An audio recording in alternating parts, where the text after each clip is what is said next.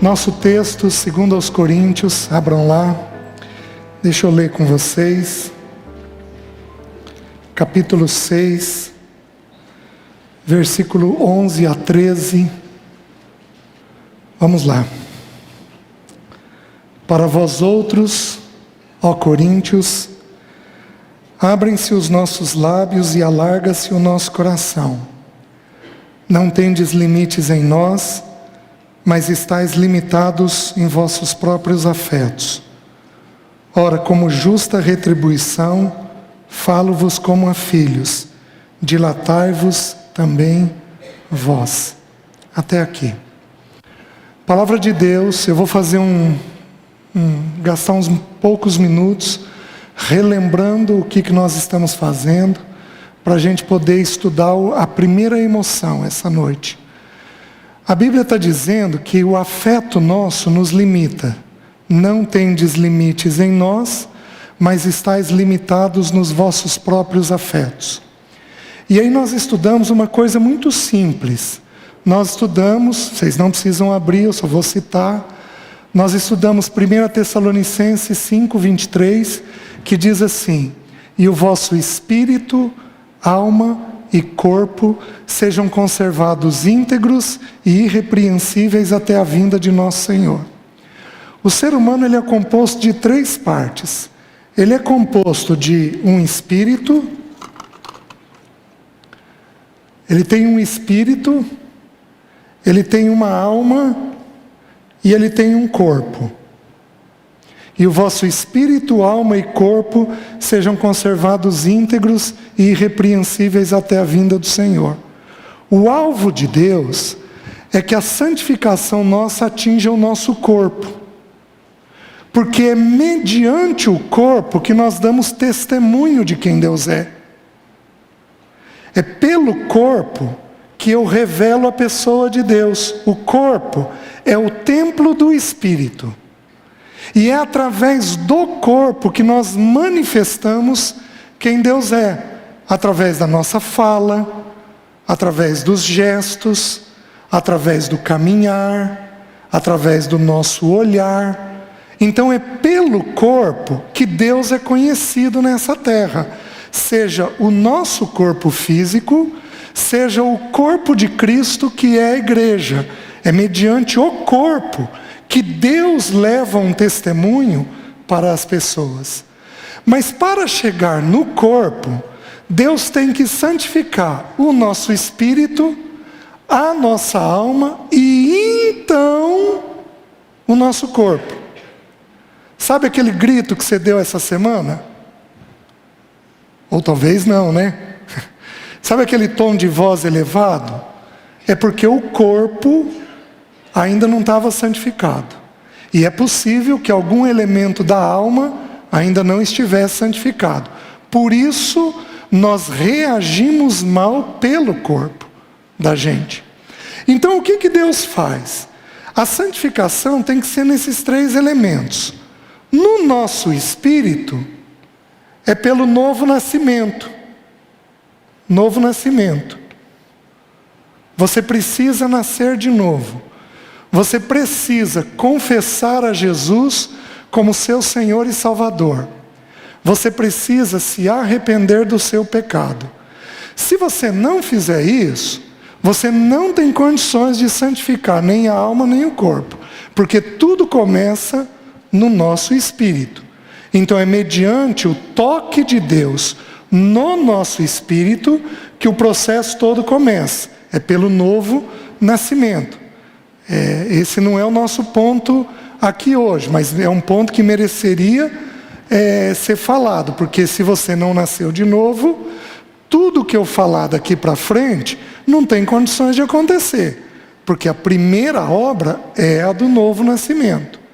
A alma nossa, ela é composta de 3 elementos. Tudo isso foi visto, tudo isso está no estudo que foi gravado. A alma nossa é composta do pensamento, da emoção e da vontade. Esses são os 3 elementos da alma nossa. Eu penso, eu sinto e eu ajo. Vamos lá? Todo mundo junto?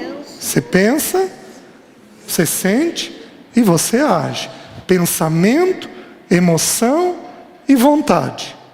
Nós vimos no mês passado, que as emoções são formadas no pensamento. Então, foi citado, eu vou novamente citar, não precisam abrir, João capítulo 16, versículo 4 e 5. Jesus está falando sobre a morte dele. Então ele diz assim: por que vos tenho dito estas coisas? A tristeza encheu o vosso coração. Então Jesus informou a mente dos discípulos sobre a morte. Qual é a emoção produzida quando você pensa em morte? Tristeza. Então é o pensamento produzindo a emoção. Se a gente for vasculhar nas Escrituras, nós vamos achar muitas emoções. Todas as emoções, desculpem, sendo formadas no pensamento. Então, qual é meu papel com vocês nessas duas próximas reuniões? Levantar as principais emoções e mostrar para vocês onde elas começam. Porque elas começam no pensamento. Então você não vai conseguir ser uma pessoa estável na emoção se você não regular a sua maneira de pensar os assuntos da vida. Sentimos de forma errada porque pensamos de forma errada. Vocês estão entendendo? Nós vimos outros dois aspectos, que mencionado isso eu vou avançar. Nós vimos que o pensamento é que forma a emoção, e que o pensamento e a emoção formam a vontade. Então nós decidimos baseados ou no pensamento ou na emoção. Aqueles que são mais emocionais, quem aqui é mais chorona? Levanta a mão. Quem aqui é mais irritada? Levanta a mão. Quem aqui é mais medrosa? Levanta a mão. Algumas podem abaixar, viu? Até agora. Quem é mais ansiosa? Tudo emoção. Olha lá. Vocês estão me entendendo? Então o que acontece? Você toma decisões ruins porque a tua emoção tem te dominado. Por que Deus proibiu o governo da casa de Deus e do lar à mulher? Porque a mulher carrega mais na emoção. Ela tem mais instabilidade. Apesar que nós temos algumas mulheres que têm uma emoção parecida com a de um homem. Uma pessoa mais objetiva, mais seca, mais resolvida na mente, sem muito afeto.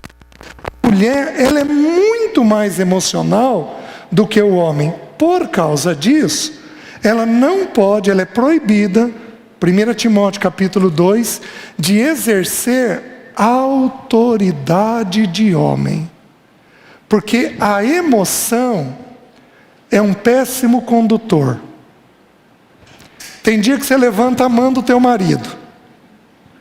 Tem dia que você não queria estar casado. Tô certo?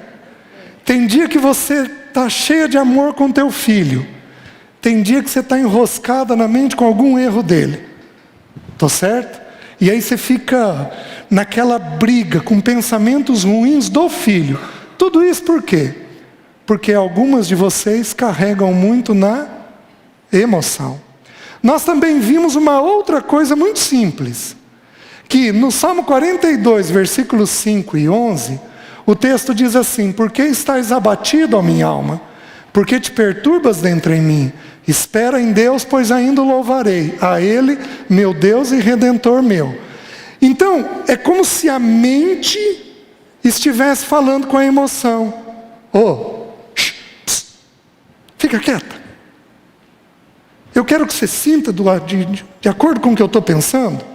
Dali nós tiramos um princípio. O toque na mente é mais rápido que o toque na emoção. A mente ela é santificada no entendimento. Você compreendeu na mente, está resolvido. Mas fazer este pensamento se tornar uma emoção adequada, você pode levar meses dentro dele. Vocês estão entendendo? Então, no processo de santificação, primeiro vem o pensamento, para depois vir a emoção. Então você pode estar resolvida aqui e lutando aqui. Tem um autor cristão, acho que eu mencionei isso no estudo, que diz que a distância do céu e do inferno é de 1 palmo. Entre aquilo que você pensa e aquilo que você sente.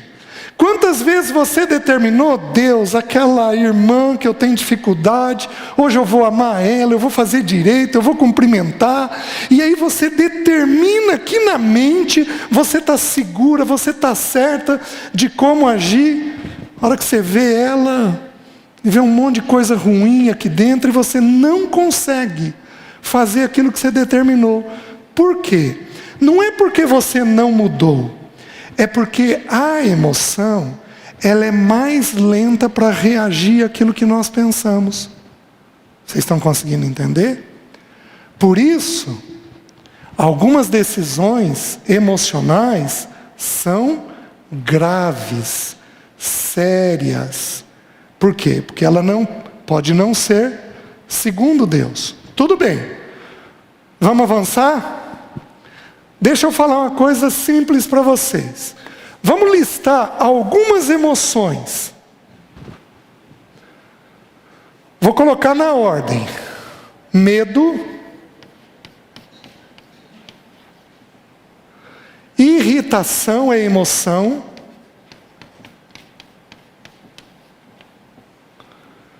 a angústia, aliás, ansiedade. Ansiedade é uma emoção. Angústia, aquele aperto que dá no peito, que você é terrível.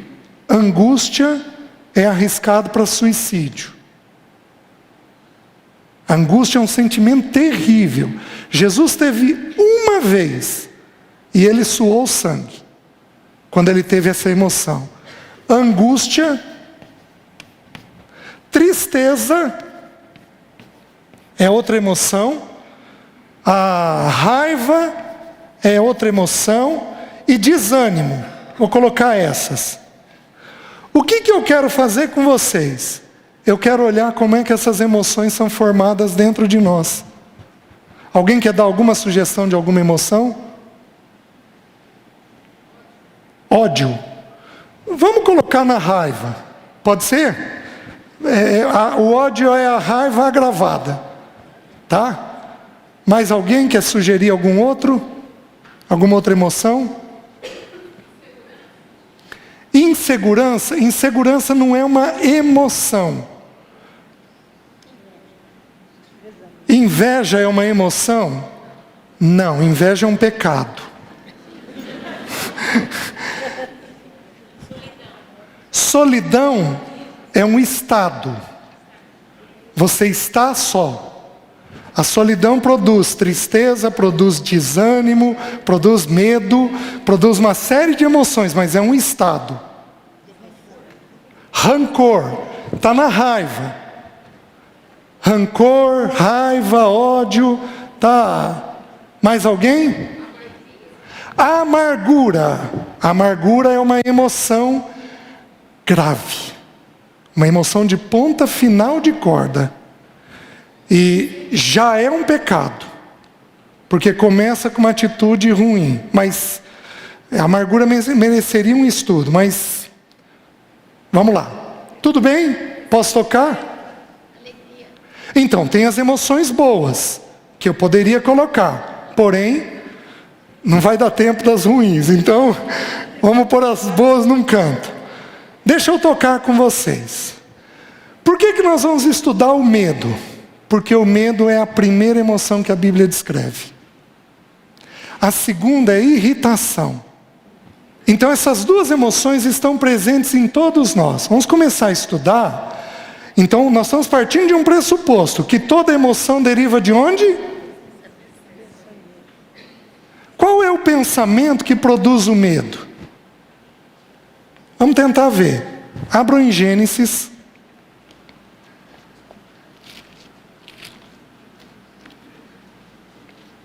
Capítulo 3, versículo 9 e 10. Vamos ler do 6 até o 10. A palavra de Deus diz assim: vendo a mulher que a árvore era boa para se comer, agradável aos olhos, e árvore desejável para dar entendimento, tomou-lhe do fruto e comeu, e deu também ao marido, e ele comeu. Versículo 7. Abriram-se então os olhos de ambos, e percebendo que estavam nus, coseram folhas de figueira e fizeram cintas para si. Quando ouviram a voz do Senhor Deus, que andava no jardim pela viração do dia, esconderam-se da presença do Senhor Deus, o homem e sua mulher, por entre as árvores do jardim. E chamou o Senhor Deus ao homem e lhe perguntou: onde estás? Ele respondeu: ouvi a tua voz no jardim, e porque estava nu, tive medo e me escondi. Adão mantinha uma comunhão todo dia com Deus, ele e Eva. Todo dia, na viração do dia, Deus vinha e eles tinham comunhão. Quando Adão pecou, o pecado dele foi a desobediência. O pecado dele não foi comer o fruto apenas. A expressão do pecado foi comer o fruto. Mas o pecado dele foi a desobediência, de que daquela árvore ele não podia comer. Quando ele pecou, Deus se afastou. Porque a Bíblia diz que os nossos pecados fazem separação entre nós e o nosso Deus. Quando Deus se afastou, Adão percebeu que havia pecado, ele se viu nu. Nós não sabemos dizer exatamente por que a desobediência apareceu em forma de nudez. Nós não sabemos explicar exatamente o porquê disso. A gente sabe que o pecado tem um impacto muito alto na sexualidade do ser humano. Mas nós não sabemos explicar por que o pecado apareceu na forma deles se verem nus.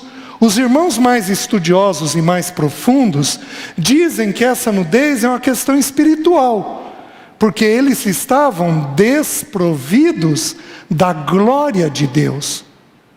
Então eles estavam como sem a cobertura da glória de Deus. Por isso eles se viram nus. Essa é uma explicação. Outra explicação é de que o pecado original teve um impacto muito grande sobre a sexualidade do ser humano. O que a gente vê nas listas de pecado mais tarde. Então Adão se percebe nu. E a primeira coisa que ele faz é tentar esconder a nudez dele. Porque ele não quer que Deus, nem Eva, nem ele próprio se vejam naquela condição. Quando Deus então o chama, ele diz assim: ouvi a tua voz, vi que estava nu, tive medo e me escondi. Nós temos que entender uma coisa. No momento em que Adão pecou, ele perde a presença do Pai. Deus passa a ser o criador dele. Vocês estão me entendendo? Adão, mediante a obediência, se tornaria filho de Deus. Ele tinha uma comunhão com Deus. Se ele comesse da árvore da vida, ele seria filho de Deus. Mas no momento em que ele peca, ele se encontra na condição de criação e não mais de filho. Então aquele relacionamento próximo, amoroso, gentil que ele tem, ele perde. Então o medo é formado onde? O medo é formado da ausência do Pai.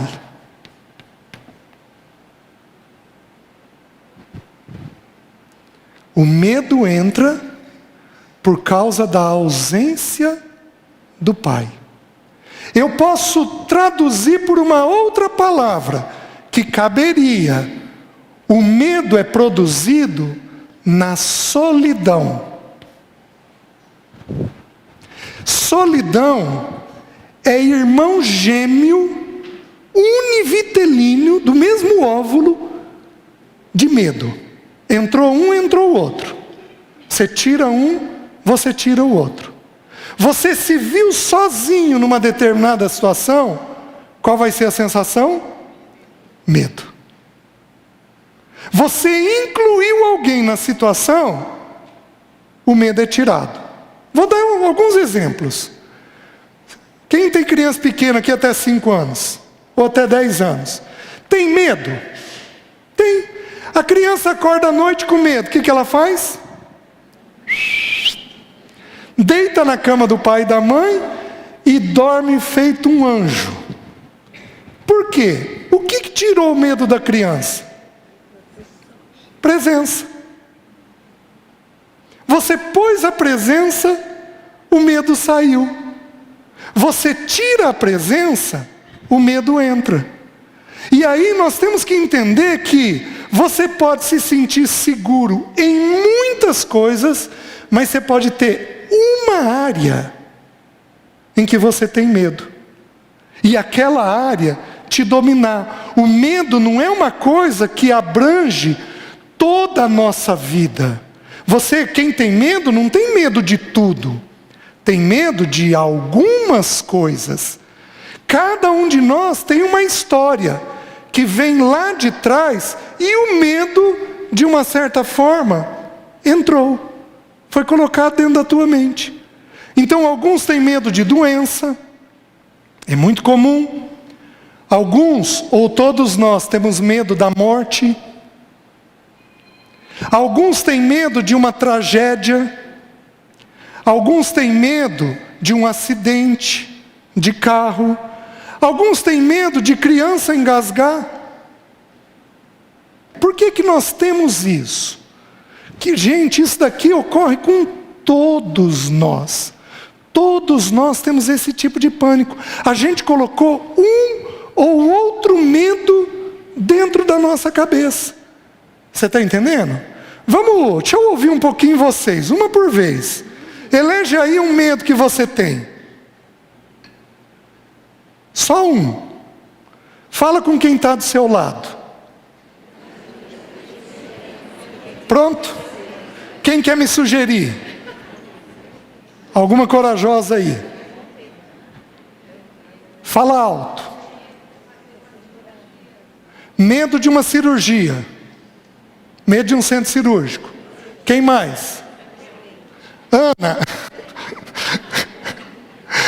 Minha cunhada. Tem medo de avião. Casa de ferreiro, espeta de pau, né? Quem mais? Medo de enviuvar. Que bom que não é um desejo. Que mais? Quem mais tem mais medo? Oi? Acidente de carro. Solidão. A solidão é um medo terrível. Do escuro, medo do escuro. Por que o medo nosso é tão diversificado? Porque o medo nosso está ligado às histórias que a gente traz na infância. É lá que o medo entrou. Deixa eu dar 2 sugestões para as pessoas que têm medo aqui. Eu vou fazer uma escala de medo. Pouco medo e muito medo. Quem aqui tem TOC, transtorno obsessivo compulsivo? Levanta a mão.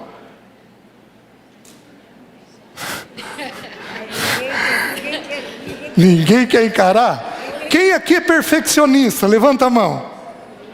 Segura a mão levantada. Quem aqui é dado a muita limpeza? Levanta a mão. Olha lá, já está aumentando. Quem aqui é dado a verificar janela e porta? Levanta a mão. Ó, está aumentando o coro. Então, quem tem TOC, transtorno obsessivo compulsivo, tem toque porque é medroso. Mas sabe de onde deriva? Deriva de uma sensação de medo na vida. Então, a pessoa que tem toque, ela segue um raciocínio. Eu vou manter tudo em ordem, porque se tudo estiver em ordem, eu estou segura. Você já terminou de limpar a casa, olhou tudo limpinho e falou assim: parece que está tudo em ordem, parece que você está segura. Sabe o que é isso? Isso é uma manifestação de medo, só que manifesta no toque. Você quer ver outra pessoa que vai ter muito medo? As pessoas que são irritadas. Na família de Adão, Adão teve medo. E Caim teve o quê? Irritação. Por que andas irado? Por que descaiu o teu semblante? Porque situações de medo deixam as pessoas irritadas. Quantas vezes o teu marido chegou em casa irritado porque as finanças não tinham saído do jeito que ele queria no trabalho? Não foi nenhuma nem duas vezes, não. A irritação sendo provocada pelo medo. Então, o medo, ele gera um dano dentro de nós muito grande. E ele começa exatamente porque nós nos distanciamos de Deus. Nós hoje nascemos em pecado. Nós nascemos sem Deus Pai. Nós nos tornamos filhos mediante o novo nascimento. Mas até nascermos de novo, o medo domina o nosso coração, porque a gente tem uma sensação de solidão. A gente tem uma sensação de que a gente não é amparado, de que a gente não é cuidado. Vocês estão conseguindo me entender? Mãe tira medo? Tira. Mas quem tira o medo de um jeito melhor é o pai. É impressionante. Você coloca o pai cuidando de determinadas situações, aquela sensação dissipa, aquela sensação de medo. Por isso que as irmãs aqui, que tiveram pais muito trabalhadores, muito ausentes, muito distantes, elas tiveram um risco de ter um medo mais acentuado. Vocês estão conseguindo entender? Por quê? Porque não teve a figura paterna dentro de casa. À medida que a figura paterna está, é mais fácil de você dissipar o medo. Porque o medo está diretamente ligado à figura do pai. Tudo bem? Alguma dúvida? Alguma incerteza? Às vezes a tua dúvida vale para outro.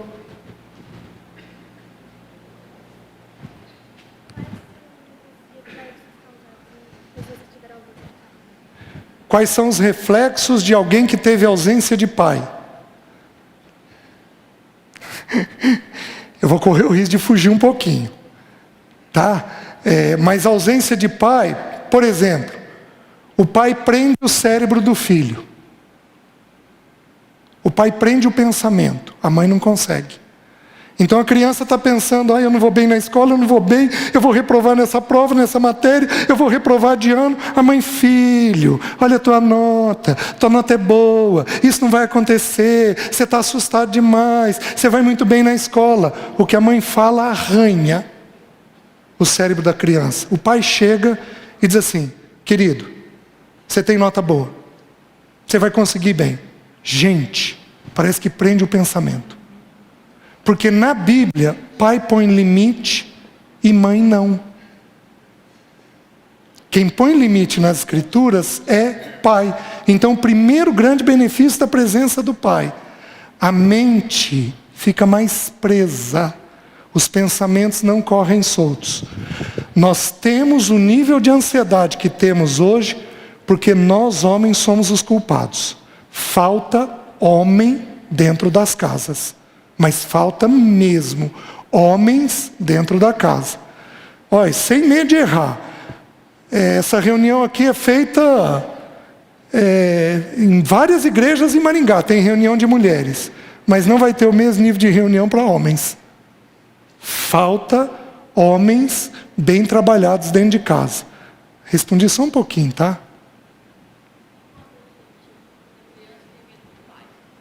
Quando o filho tem medo do pai, pais bravos produzem filhos medrosos. Então nós vamos ver nos textos agora o que tira o medo. A braveza aumenta o medo. Então pais bravos têm que corrigir essa atitude, porque o que tira o medo é a presença. Você tem que dar a tua presença, e uma presença leve. Se for uma presença brava, o filho fica assustado. Aí ele aumenta, potencializa o medo. Tá? Posso tocar? Diz. Calma que eu vou dar um texto bíblico para isso. O medo do medo. Posso tocar?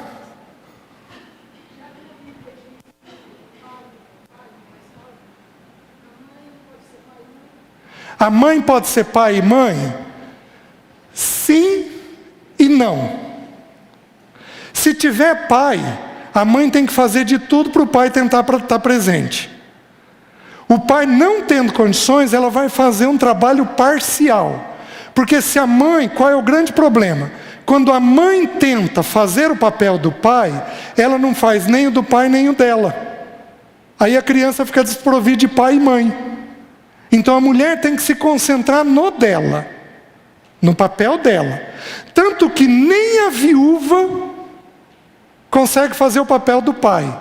Porque Deus fez o quê? Deus diz que ele seria o pai dos órfãos. Você está me entendendo? Então não dá para fazer. É meio delicado. Última pergunta e a gente avança. Você pode forçar uma pessoa a enfrentar o seu medo? Eu acho que eu trocaria a frase. Você pode levar uma criança a enfrentar o seu medo? Porque tudo que é forçado, Deus não está presente. Então, uma coisa é você forçar.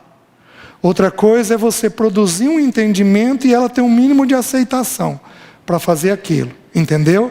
Então, você levar uma criança a enfrentar o medo, esse é o papel. Você forçar ela a enfrentar, isso pode ser um tiro no pé. Você pode gerar um pânico fazendo isso. Posso tocar? Vamos dar uma olhadinha nos textos bíblicos. Quais os danos que o medo deixa? O medo deixa 3 danos. Deixa eu mostrar para vocês. O primeiro, nós vimos em Gênesis. O primeiro dano que o medo deixa. Gênesis 3:10. Ouvi a tua voz no jardim, tive medo e me... Quem tem medo não fala a verdade. Quem tem medo não fala a verdade. A criança, isso daqui não é um estudo sobre educação de filhos, então nós vamos tomar cuidado para não enveredar por esse lado, tá? A criança, até os 8 anos, o vocabulário dela é relativamente limitado. Aos 9 anos, o vocabulário dela abre. O dicionáriozinho dela amplia de um jeito enorme. E ela passa, então, a elaborar conceitos na cabeça dela. Então, até os 9 anos, quando ela ainda tem um vocabulário limitado, se ela tiver pai ou mãe bravos, ríspidos, irritados, a tendência da criança é não falar a verdade, porque ela tem medo. Agora, olha o tamanho do nó que nós temos. A verdade liberta, a verdade gera comunhão, e a verdade produz sanidade mental. Você comprometer a lição da verdade é correr o risco de ter grandes danos sobre a vida da criança. Vocês estão conseguindo me entender? Então, a verdade precisa ser estimulada. Só que se a gente tem reações muito fortes, os filhos vão ter a tendência primeira de esconder as coisas. Foi o que Adão fez. Só que Adão tinha um pai bravo? Não. Deus era ríspido? Não. Então não havia da parte de Deus nenhum erro. Havia da parte de Adão o pecado. Quando nós temos o problema na parte dos pais, aí essa questão da verdade fica comprometida. Minhas queridas, eu fui muito bravo. Só que eu fui entendendo essas verdades que eu estou ministrando para vocês. E eu fui, pela graça de Deus, o Senhor foi me dando tempo de ir corrigindo o problema com os meus filhos. De tirando a braveza de dentro da minha vida. Para estimular uma conversa boa e saudável. Pela graça de Deus, a gente vem alcançando esse nível de conversa em casa. Mas foi pela graça de Deus. Então, pais muito bravos vão produzir filhos medrosos. E se a pessoa tiver medo, ela não fala a verdade. Primeira coisa que o medo faz. Segunda coisa que o medo faz, segundo dano do medo, o medo distorce a realidade. Você começa a ver o que não existe. Você começa a imaginar coisas que não existem. Eu tive medo de doença e morte. Eu morri de infarto, de tumor na cabeça, de tumor no intestino. Eu morri de doença progressiva. Eu já tive doença autoimune. Isso eu já tive lá atrás. Eu não tive nada disso, mas eu tive. O medo produz determinadas certezas dentro de nós. Ele distorce a realidade. Porém, eu estou dando prova bíblica para vocês dos textos. Abram em Números, capítulo 13, versículo 33. Moisés mandou os 12 espias ver a terra. Os 12 espias voltam. Gente, 2 espias para carregar um cacho de uva. A terra era muito boa, muito fértil. Vocês sabem quem é o maior exportador de flores do mundo? Israel. Uma terra deserta. Porque é um cantinho abençoado por Deus.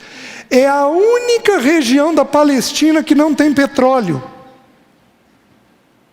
Por não ter petróleo, Deus salvou a cultura. Porque quem tem petróleo, todos os países que têm petróleo viveram a monocultura.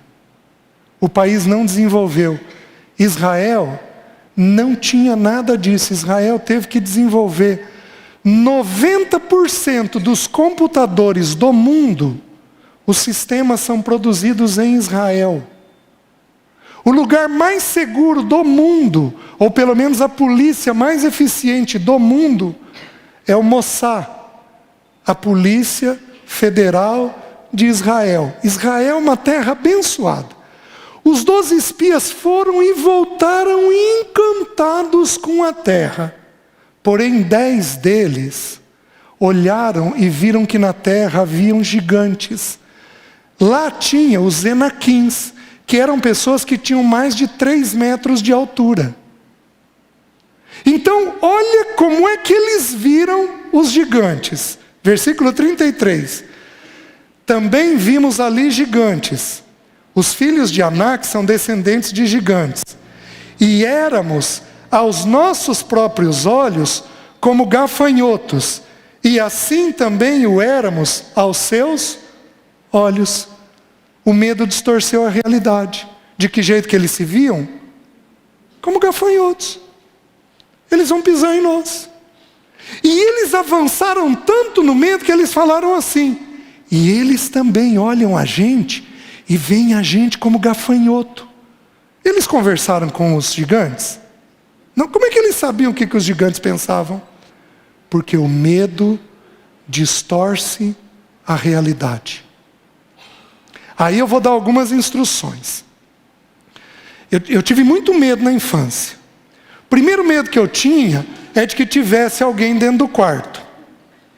Então eu acordava à noite, eu via uma figura de uma pessoa.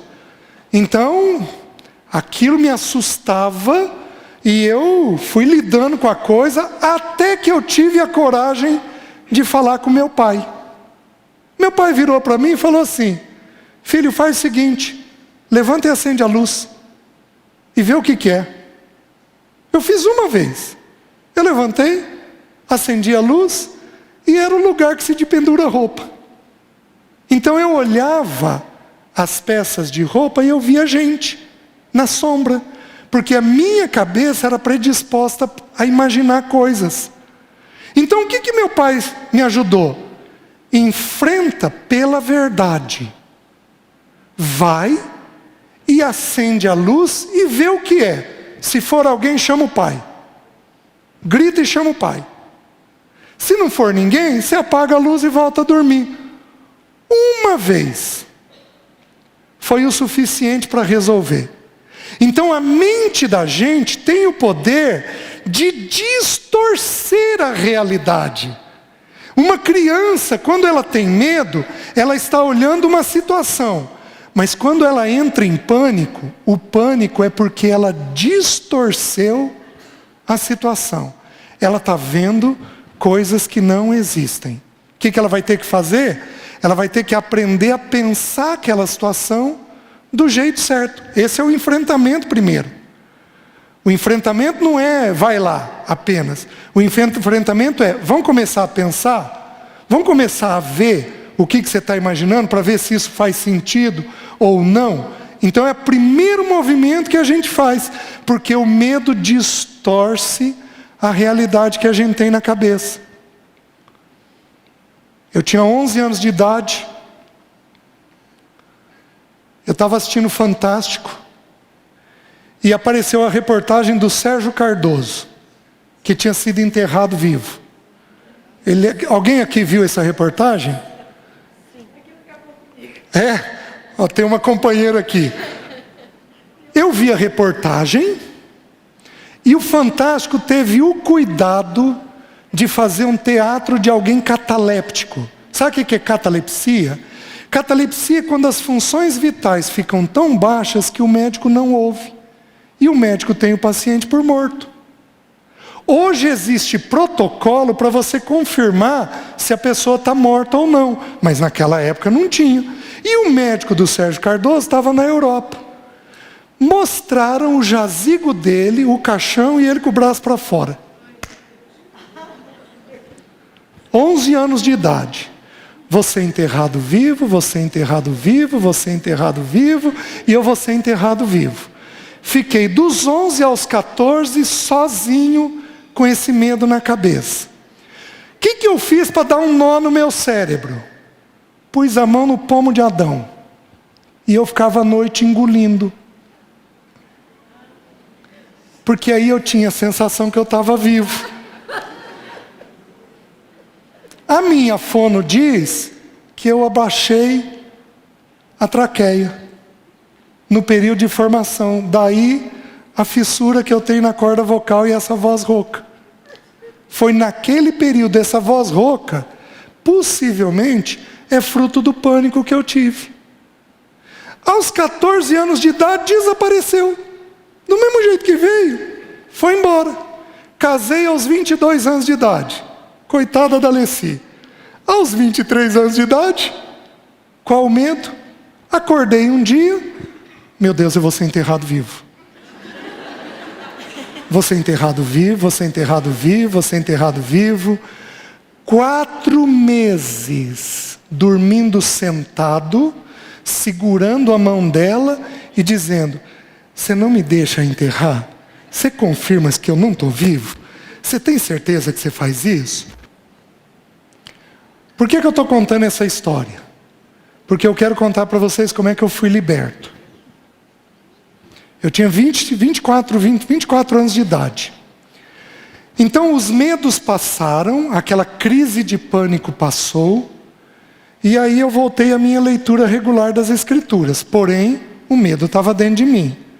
Eu me via mentalmente enterrado, vivo, em profundo desespero.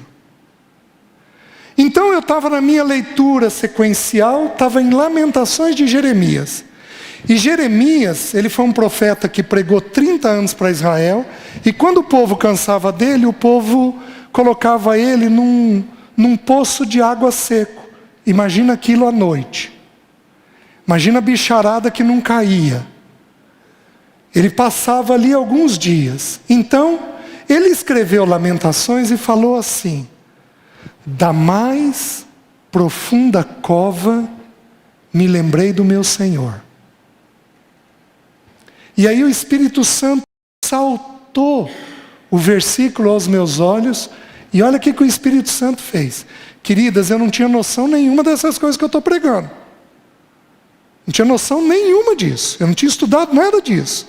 Mas o Espírito me visitou e falou assim: César, eu sou teu Deus nessa terra, e eu tenho muita segurança na paternidade de Deus. Eu respondi assim: Senhor, o Senhor me cuida, me ampara e me protege nessa terra. Aí o Espírito Santo de Deus falou assim: César, que diferença faz 1,5 metro abaixo da terra para mim?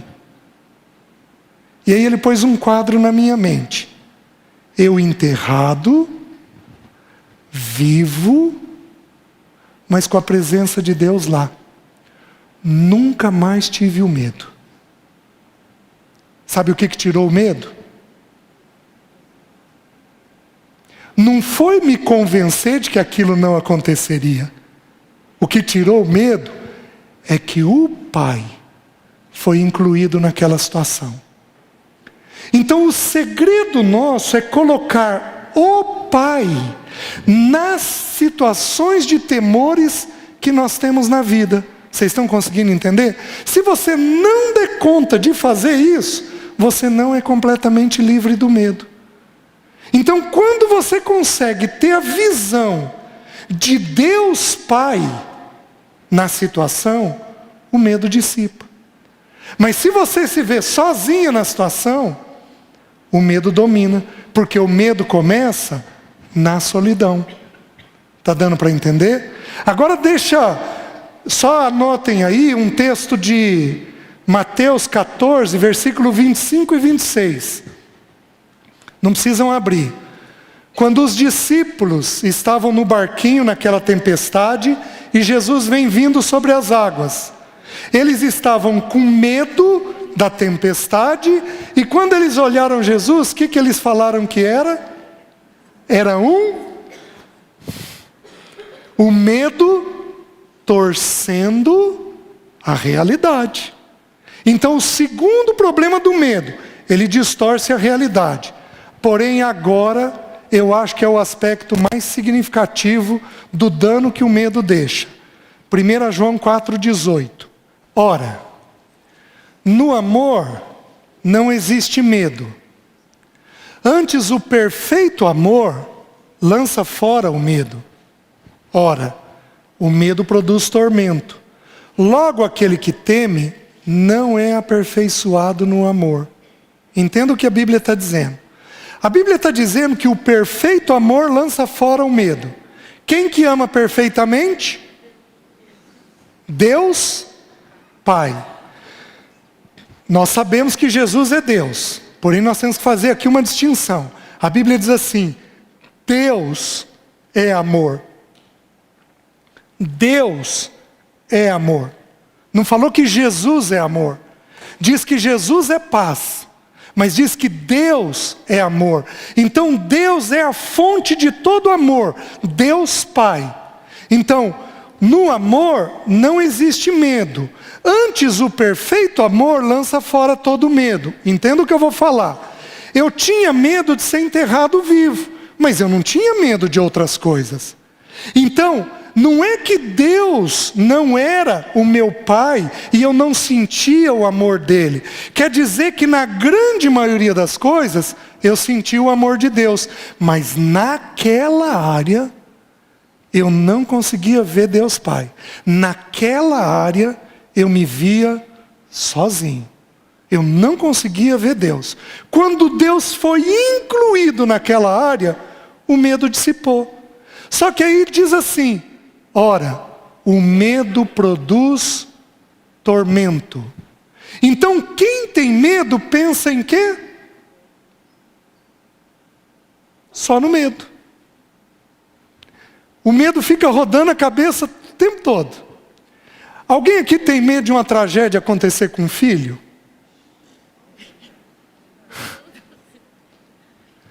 O dia que você está mais apreensiva, você consegue amar teu marido? Por quê? Porque o medo produz tormento. Logo, aquele que teme não é aperfeiçoado no amor. O terceiro dano que o medo deixa é que o medo compromete o amor da gente. Você não consegue desenvolver um amor adequado porque você é tomado por uma sensação de medo. O medo é igual a dívida. O medo rouba a cabeça. Você fica o tempo todo em torno daquele assunto. Se você deve, o assunto de dívida fica o tempo todo na sua cabeça. Se você tem medo, o assunto do medo fica o dia todo na sua cabeça. Você está me entendendo? E aí, como a tua cabeça está ocupada pelo medo, a tua percepção vai lá para o chinelo. E aí você não percebe filho, você não percebe marido, você não percebe parente, você não consegue perceber. Não percebendo, você não consegue desenvolver uma atitude adequada. Por quê? Porque você está tomada pelo medo. O que nós temos que fazer?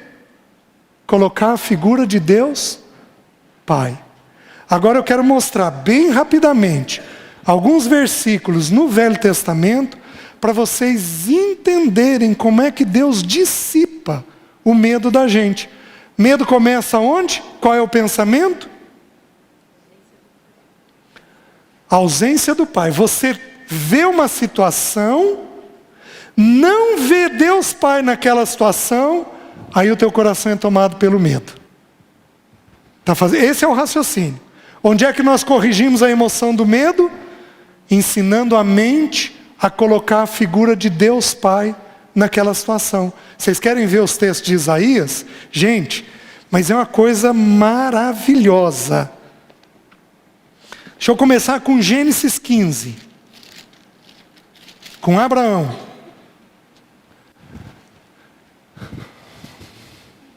Gênesis 15, 1. Abraão tinha acabado de sair de uma guerra. Uma guerra é uma coisa fácil? Não. Uma guerra onde ele foi bem sucedido. Mas uma guerra é uma coisa fácil? Não. Depois destes acontecimentos, quais acontecimentos? A guerra. Veio a palavra do Senhor a Abraão numa visão e disse: não temas, Abraão, eu sou o teu escudo. O que Deus falou? Abraão, eu estou aqui de tal maneira que eu sou o teu escudo. Se alguém quiser lançar uma flecha, não vai pegar. Sabe por que não vai pegar? Porque eu sou o teu.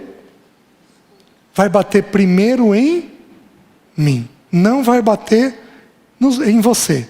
Eu sou o teu escudo. Você tem que entender que quando você tiver o medo, Ele está te fazendo uma promessa.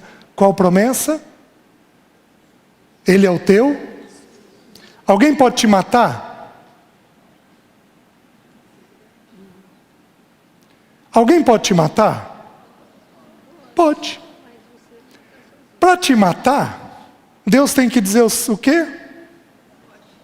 Vem, filha. Quero que você suba. Você morre de bala de alguém? Não. Você só morre do quê? do dia que Deus escreveu. O Filho de Deus não morre de câncer, o Filho de Deus não morre de doença, o Filho de Deus não morre de assassinato, o Filho de Deus não morre de acidente de carro, o Filho de Deus morre de uma coisa. Qual coisa é essa?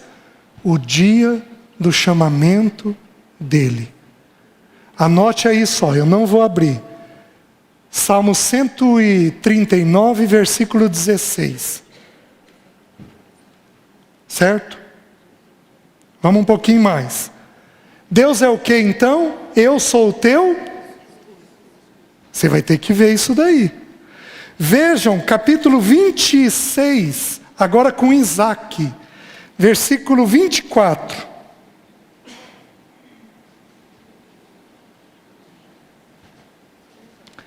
Isaac estava na terra dos filisteus, e Isaac prosperou. E aí, como uma de vocês falou, o povo teve inveja de Isaac. E na inveja, cavaram os poços de Isaac. Ele abria poços, lembra que é uma terra deserta. O povo ia lá, os inimigos, e tampavam os poços dele, de tal maneira que ele era pastor e não tinha água para o seu rebanho. Então ele está numa situação onde ele está enfrentando uma oposição enorme. Olha o que Deus diz. Na mesma noite lhe apareceu o Senhor e disse: eu sou o Deus de Abraão, teu pai. Não temas, porque eu sou contigo. O que Deus fez? 26, 24 de Gênesis. O que Deus fez? Você vai ter inimigos? Vai. Você vai ter gente que não gosta de você? Vai. Você vai ter gente que vai fazer mal para você? Vai. Porém eu estou te fazendo uma promessa. Eu cuidei do teu pai e eu vou cuidar de você. Eu sou o teu Deus. Você tem que ter dois assuntos em mente para ser liberto do medo. Você tem que ter a soberania de Deus e você tem que ter a paternidade de Deus. Na soberania, ele é poderoso para não deixar ninguém relar o dedo em você. E na paternidade, ele é amoroso para cuidar de você de tal maneira que nada de ruim te aconteça. Vocês estão me entendendo? Soberania e paternidade. Que mais? Abram em Isaías, capítulo 41. Desculpem. Êxodo 33, 14. Esse texto é importante.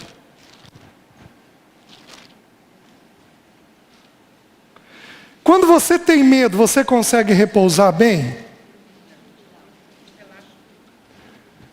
Gente, esse texto tem que ser decorado. Qual é o medo que você tem? Põe o versículo agora nesse medo. Diz assim: a minha presença irá contigo, e eu te darei descanso. Sabe o que é a palavra descanso no hebraico? Eu te darei repouso. O que dá repouso? A presença dele. É você ter a presença dele que vai te dar a sensação de repouso. Gente, você tem que conhecer o teu pai. Você tem que conhecer a paternidade de Deus. Você tem que conhecer como ele cuida, como ele ampara, como ele protege. Você tem que conhecer que ele te conhece de antes da fundação do mundo. Ele sabe da tua história, do teu ventre. Você não tinha nascido. E ele já conhece toda a tua história. Você vai ver isso agora nos textos. Você tem que entender que ele tem um caso de amor com você. Ninguém te toca. Ninguém produz uma dor em você sem que ele o permita. Você não está sob um risco. Você não está sob uma ameaça. Por quê? Porque você tem um pai que determinou te formar, te criar, te amparar, até o dia de você ir habitar com Ele. Este Pai determinou isso. Temos medo quando não temos o Pai. Colocamos o Pai, o medo dissipa. Vocês estão entendendo? Vejam o texto de Isaías 41, versículo 8 em diante. Diz assim: mas tu, ó Israel, servo meu, tu, Jacó, a quem elegi, descendente de Abraão, meu amigo, tu, a quem tomei das extremidades da terra, e chamei dos seus cantos mais remotos, e a quem disse: tu és meu servo, eu te escolhi e não te rejeitei. Não temas, porque eu sou contigo. Não te assombres, porque eu sou o teu Deus. Eu te fortaleço, e te ajudo, e te sustento com a minha destra fiel. Eis que envergonhados e confundidos serão todos os que estão indignados contra ti. Serão reduzidos a nada. E os que contendem contigo perecerão. Aos que pelejam contra ti buscá-lo-ás, porém não os acharás. Serão reduzidos a nada, e a coisa de nenhum valor os que fazem guerra contra ti. Porque eu, o Senhor, teu Deus, te tomo pela mão direita e te digo: não temas, que eu te ajudo. Gente, o texto fala por si só. Ele diz: não temas, mas ele diz assim: mas tu, ó Israel, servo meu. Servo meu. Sabe o que Deus Pai falou para Jesus no batismo? Este é meu. É meu e ninguém tasca. É meu e ninguém põe a mão, porque ele é meu. Olha quantas vezes aparece a expressão de pertencimento, meu e teu. Mas tu, ó Israel, servo meu, tu, ó Jacó, a quem eu elegi. Você acredita no que está escrito? Ele está dizendo assim: eu te elegi. Determinei o número de dias que você vai viver. Tuas lágrimas eu escrevi no meu livro, Salmo 56, e recolhi cada lágrima no meu odre. Sou eu quem fiz isso por você, porque você é meu. Quando nós entendemos o meu, que eu pertenço a Ele, o medo dissipa. Porque eu entendo que eu estou guardado e cuidado pelo Todo-Poderoso, que resolveu me eleger, que resolveu ser o meu Pai. Aí ele diz: você é descendente de Abraão, meu amigo. Para você não ter dúvida, ele faz uma outra coisa. Ele diz assim: você é amigo do meu amigo? Então você também é meu amigo. Se você se acha meio distante, lembra que você é amigo do meu amigo. E por ser amigo do meu amigo, eu vou cuidar de você. Para você não ter maneira de escapar na mente que Ele cuida de você. Aí diz assim: tu, a quem tomei das extremidades da terra, e chamei dos seus cantos mais remotos. Gente, um filho nosso está sob risco. Sabe o que ele faz com os nossos filhos? Chama dos cantos mais remotos. O que a gente precisa é pôr o nosso joelhinho no chão e confiar nessa paternidade de Deus. Tu és meu servo, eu te escolhi e não te rejeitei. Você pertence a mim. Você é meu. Eu sou o Todo-Poderoso e eu sou um pai amoroso, dócil e gentil. Por que você está temendo? Aí ele diz assim: não temas, porque eu sou contigo. O que tira o medo? A presença do Pai. O que dá o medo? A ausência do Pai. Por isso que os textos vão dizer: não temas, porque eu sou contigo. Não te assombres, porque eu sou o teu Deus. Tem alguma coisa que te assusta? Muitos de vocês falaram aqui coisas. Você vai ter que pegar a situação que te assusta, porque você não pode dizer: não, isso não vai acontecer. Como é que eu fui curado do medo de ser enterrado vivo? O Espírito Santo falou que não ia acontecer? Gente, quem tem pânico tem certeza que vai acontecer. Eu tinha certeza que ia acontecer. Então não adiantava a Alessi falar para mim: César, você está saudável. César, você não está morrendo. Porque eu tinha pânico. Eu tinha certeza que aquilo estava acontecendo. Onde é que eu fui curado? Deus não disse que aquilo não ia acontecer. Deus falou: se acontecer, eu vou estar lá com você. E o medo foi embora. Porque quando a presença dele entra, o medo dissipa. Então o nosso grande desafio é colocar esta paternidade de Deus nos temores que nós temos. Aí ele termina no 13, ele diz: eu te fortaleço, te ajudo e te sustento com a minha destra fiel. A destra é a mão direita, é a condução de Deus. Ele diz que ele é fiel nessa destra. O que significa a fidelidade de Deus? Significa que o que ele determinou fazer com você, ele vai fazer. Ele determinou que vai salvar teu filho, ele vai fazer. Ele determinou que vai te sustentar financeiramente, ele vai fazer. Ele determinou que não é dessa doença que você vai morrer, não é dessa doença que você vai morrer. Aquilo que ele determina, ele é fiel para fazer. Nós somos infiéis. Eu faço um monte de acordo que eu não vou cumprir, mas ele não.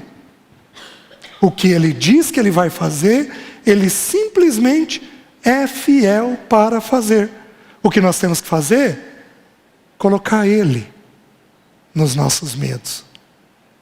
Porque se você colocar ele, o medo vai dissipar daqui a pouco. Primeiro no teu entendimento, depois na tua emoção, até que o medo dissipa. Deixa eu abrir mais 2 textos. Vejam Isaías, e aí nós já vamos terminar. Isaías 44.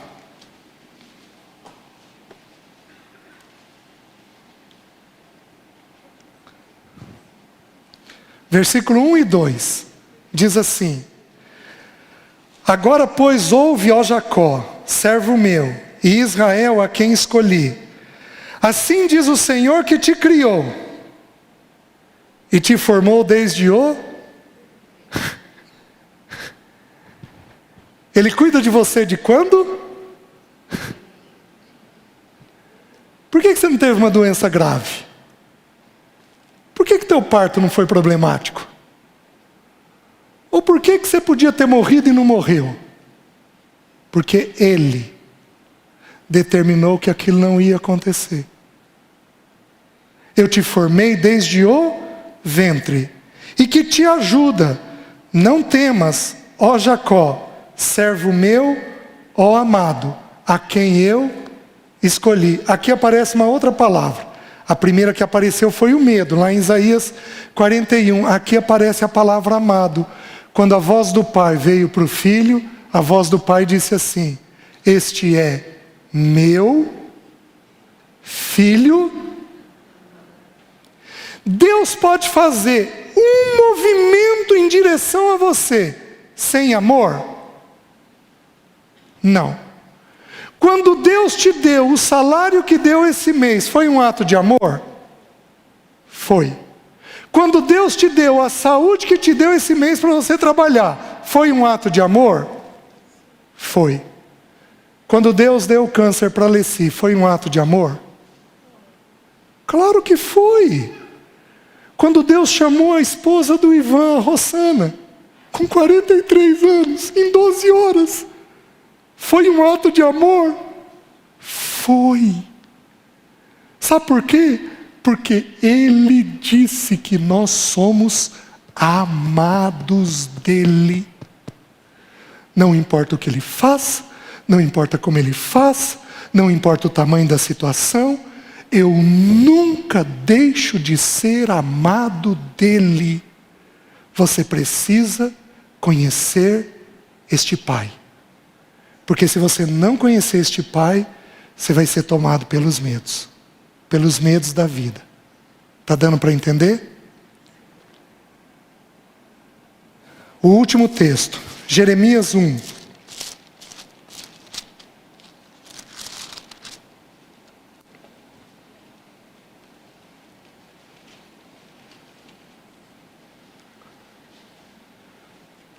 Gente, mas chega em casa e olha os textos. Deixa o texto te libertar. Olha o que ele diz para Jeremias. Jeremias é conhecido como profeta chorão. Sabe quais as pessoas que mais vão ter medo entre nós? Aquelas que são mais sensíveis. Tem gente que é sensível. Tem criança que de olhar o rostinho da mãe, sabe o que está acontecendo com a mãe. Tem criança que é uma esponja. A casa não ficou bem, a criança reage àquilo, porque ela é mais sensível. Então essa é a primeira pessoa que mais vai ter medo. Sabe qual é a segunda? Aquela que é perceptiva. Que com 5, 6, 7 anos entende o que é morte. Que com 5, 6, 7 anos entende que pode perder alguém. Que com 5, 6, 7 anos entende que pais podem separar. Então tem um nível de percepção, não é de sensibilidade, de percepção, não é inteligência, é percepção, consegue perceber a vida. O perceptivo e o sensível são os que mais vão ter risco de ter medo. Jeremias é conhecido como profeta chorão. Ele era o quê? Sensível. Tinha uma sensibilidade enorme. Estuda Lamentações de Jeremias, para você ver quanto pensamento ruim ele tem. Aí ele vira e diz assim: a mim me veio a palavra do Senhor dizendo, antes que eu te formasse no ventre materno, capítulo 1, versículo 4, desculpem. A mim me veio, pois, a palavra do Senhor dizendo, antes que eu te formasse no ventre materno, eu te conheci. E antes que saísses da madre, te consagrei. E te constituí profeta às nações. Então lhe disse eu, Senhor Deus, eis que não sei falar porque não passo de uma criança. Mas o Senhor me disse, o Senhor regulando o medo dele. Primeiro na mente, não digas não passo de uma criança, porque a quem eu te enviar irás, e tudo quanto eu te mandar falarás.